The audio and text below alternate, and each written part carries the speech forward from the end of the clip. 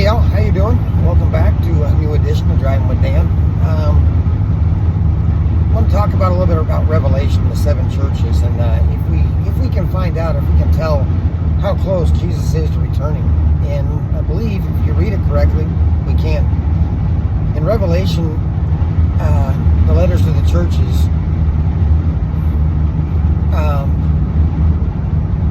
Jesus has not simple, but things that he says that lets us know how close he is to coming back.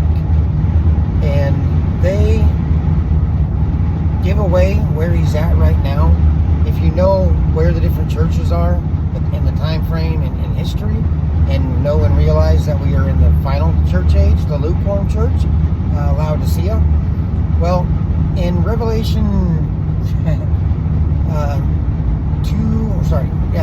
Revelation 2, I think it's 2:6, it says, there's a statement in there to the church of Smyrna that says that he will come quickly. Soon he will come quickly. I'm trying to remember it. Then in Revelation 3:3, I believe, to the church of Patmos, Pergamos, I can't pronounce it.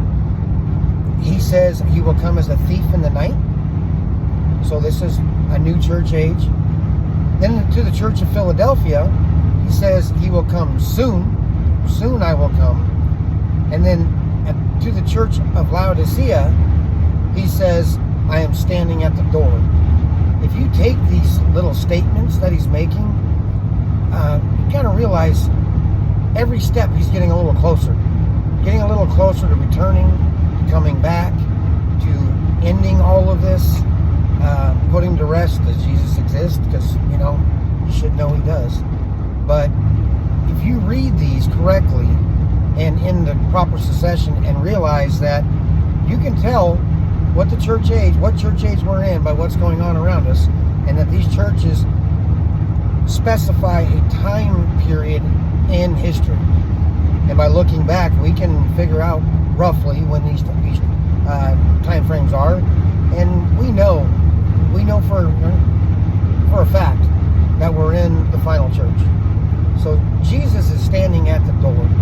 He is waiting to pretty much kick it open and come right through and return to take his church, to take his people, to rid the world of evil and death, and to start our new lives for those who are lucky enough to be elect for eternity.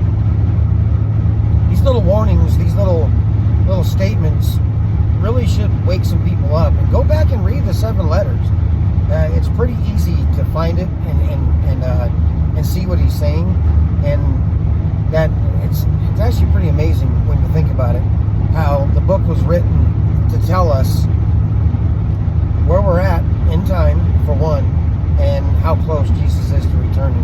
I think it's a pretty amazing thing.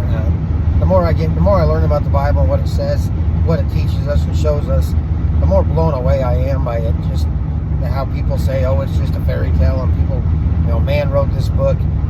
I'm sorry, but you couldn't come together and put these words together to make them say what they say. It's mind-blowing if you really think about it. It's such an amazing piece of work. Take Jesus' warning seriously. He is close. He's very close. I've said it before, 7 to 10 years, 15 at a maximum, but the time is near. So if you don't know the Son, you don't know the Father, it's time to learn, time to know him. We're going to be seeing some crazy things happening over the next couple of years that, all society's going to change, let's put it that way. And it's not going to be some massive, great revival, not for the elect, not for those who stay true to God. For those who act like it or don't believe whatsoever, they may find some good times ahead. They might find that golden age. But for those who believe in Jesus and follow his way, it's going to be a time of persecution. It's going to be a time of suffering. But we stay true to the end, and we will be rewarded. Keep that in mind. Keep that in your heart. Yeah, it's going to be a piece of cake. All right, I just want to get this out. Seriously, go through Revelation. Read those letters to the church. see if you can find those statements and put it in your own mind of how it shows he's been getting closer, but now he's here. He is ready to walk through and take his church out of this. No, I'm not talking about a rapture. I'm talking about the end. And the end really is just the beginning for those who are elect. So keep that in mind. Keep your faith in God. And remember, he's always there. He's always with you. So always be with him. Love y'all. Have a great day. God bless.